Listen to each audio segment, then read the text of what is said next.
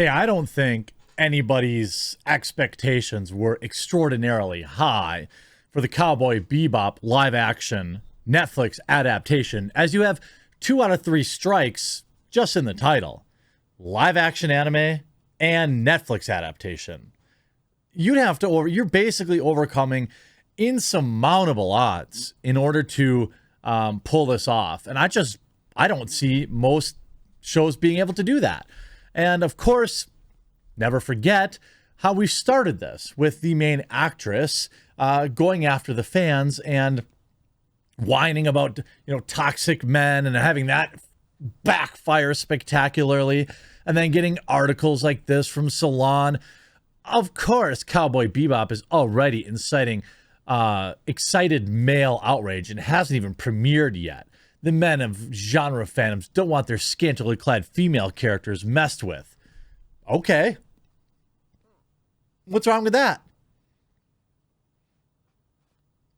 I mean, it's not like we would want them to have bad skin either. That's why they use geology.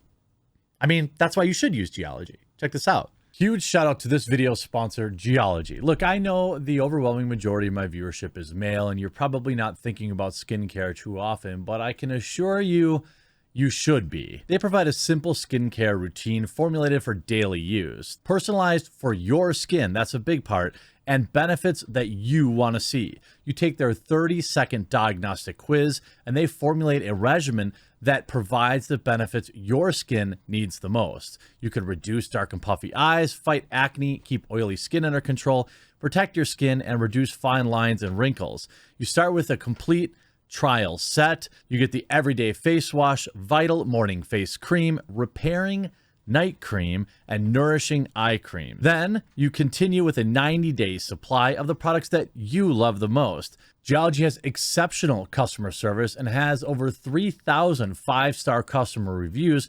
Head over to geology.com and take their free skincare quiz and save up to 50% off your 30-day trial, or just click the link down below. Go take that quiz. See what it says. Hey, take the quiz. Longtime channel supporter, and I think you'll be happy with the results. If you remember, this was back when we saw the original Outlook, the original release. The male outrage follows a long, ongoing history of pitchfork-wielding men gathering in their town square of choice, be it Twitter or Reddit, and declaring battle on any on-screen depiction of a female character that doesn't exactly gratify them. That's, of course, ridiculous hyperbole, an outright lie and slander, because, honestly, if we're going to look at it, to be honest, the way people are about their fandoms in general, it's not just the female characters. All characters have to kind of fit a preconceived expectation of that fandom, especially when there is a history of what that character looks like. I don't think that this is very outrageous to say. In any case, the fictional bounty hunter, they say fictional because they want to minimize it, is stoking the outrage flames as Faye Valentine, portrayed by Danella Panetta, in the forthcoming Netflix remake of the popular sci-fi anime, which also stars walking thirst trap John Cho as protagonist Spike. So, wait, you're calling him a thirst trap? In the very same paragraph, right? You're fawning over a guy. But when it's over a woman, that's a problem. I'm guessing this is written by a woman. Shocking it is. So they like to minimize it. And look, to be honest, the actress that played Faye Valentine put out this ridiculously cringe video where she said basically, well, I couldn't possibly be dressed anything like Faye Valentine because my costume kept going into various crevasses of my body, or some like uncouth thing like that. Except this is a woman who wore far less in other movie roles. So look, we know, by the way, the costume designer had come out and said that they were concerned about, spicing up the character. We can see right here. Costume designer for Netflix's Cowboy Bebop says she felt resistant to the idea of Faye Valentine being attractive, spicily dressed. It felt like a respectful rendition of the anime, the designer asserted. I do have to say, as a whammon, I felt restraint to the idea of a lead female character being gratuitous or overtly attractive. I'm guessing this person's very unattractive. I don't know that for a fact, but in my experience, people who are very unattractive, and I'm saying inside, want others very unattractive on the outside because they want everyone else to look how they feel. That's why you always see these people. They're always just awful, awful, awful people. And they're also the ones that, don't want any attractive females. Men is totally okay. Shirtless hunks, let's put them on a list and rate them. The top 10 skinniest, smallest booty shorts, that's all over the line. But let's rate packages. That's normal. Or let's rate the dongs on statues in Assassin's Creed. That's fine. But if you rated women's rears, that's not okay. It's like this open double standard that's so infuriating, it's hard to even describe. Well, now we have Cowboy Bebop, and it stinks. 41% average review. Now, I don't know the exact release date. I think it's Thursday, November 19th. So this Thursday, the show comes out. And it's entirely possible that it will be great and that the fans will love it. It happens, I've said before, and I'll say again, yes, Rotten Tomatoes is a funny talking point at times or this or that, but it's not the be-all, end-all. If your show, doesn't rate well on Cowboy Bebop or on Rotten Tomatoes, sometimes that means it's a good thing. We saw the Eternals kind of fail critics, but fans gave it, I think it's like at a 79 right now, which is exactly where I said it would be, between 75 and 80, if I do remember correctly. No patting on the back at all. Cowboy Bebop has a 41. This isn't just bad. This is really bad. A smart showrunner would have positioned the show as an accompaniment to the anime, rather than a lifeless remix of elements the original show already did so much better. Netflix's live-action Cowboy Bebop can't this stuff together. Why bother with this when the original is already on Netflix? Netflix's much hype and much anticipated go at Cowboy Bebop has a lot going for it, yet stumbles where it's supposed to cruise, whiffs instead of claiming the bullseye.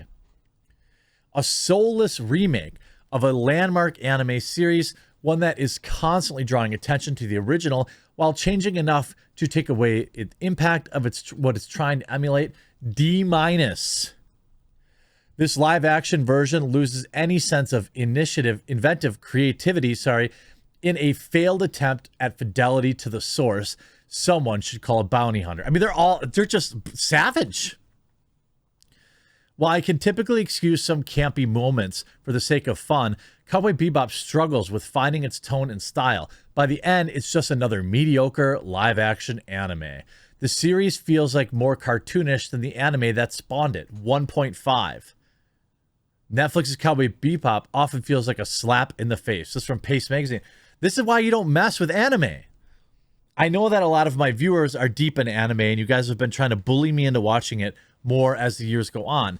Eventually, you're going to get me.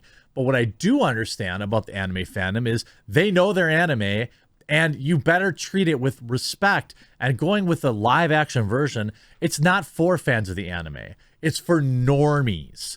It's for people who are like, oh, I've heard of Cowboy Bebop. I'll watch that on Netflix. And there'll be people that, are at the soy latte club, and they're like, oh, have you watched that Cowboy Bebop? It's a totally original show on Netflix. And then someone will be like, it's an anime and has been for a long time. They'll be like, what? That's who these shows are for. If there's a cool thing from the anime, this Cowboy Bebop will fight like heck to make it sillier and stupider.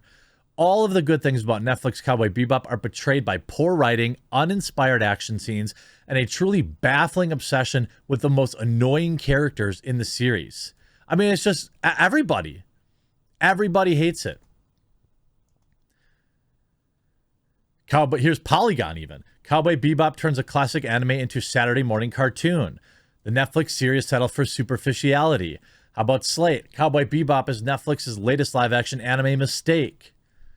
Reimagining one of the most stylish beloved series of all time was too tall an order.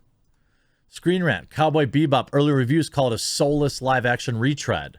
Early reviews of Cowboy Bebop are coming in, and they're slamming Netflix's live-action adaptation. Originally airing in 1998, the popular Japanese anime series of the same follows the futuristic adventures of a bounty hunter named Spike and his crew aboard the Bebop. Look, though it only ran for a total of 26 episodes, Cowboy Bebop stands as one of the most popular anime series of all time. It's going on to inspire manga series, video games, and even an animated film back in 2001, 20 years ago. What's interesting is, now that the critics have come out and said it's terrible, I wonder if we're going to get those articles blaming those toxic men. Because, quite frankly, I'm interested to hear what Salon has to say about it. In fact, is Salon on here? I feel like I thought I saw them on the reviews. Let's see. I'm going to be watching Salon.com, which slammed men as the reason why this show stinks. Okay, nothing here. Nothing yet. But I know they will review it. They have to review it. It's just too many clicks. The Verge.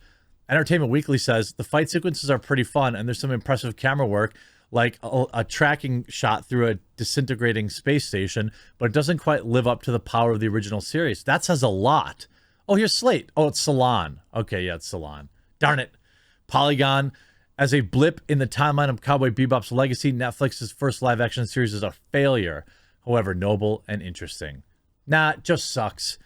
I can't wait for the articles blaming men, though. It'll be great. Hope you enjoyed this video. We'll talk to you again real soon.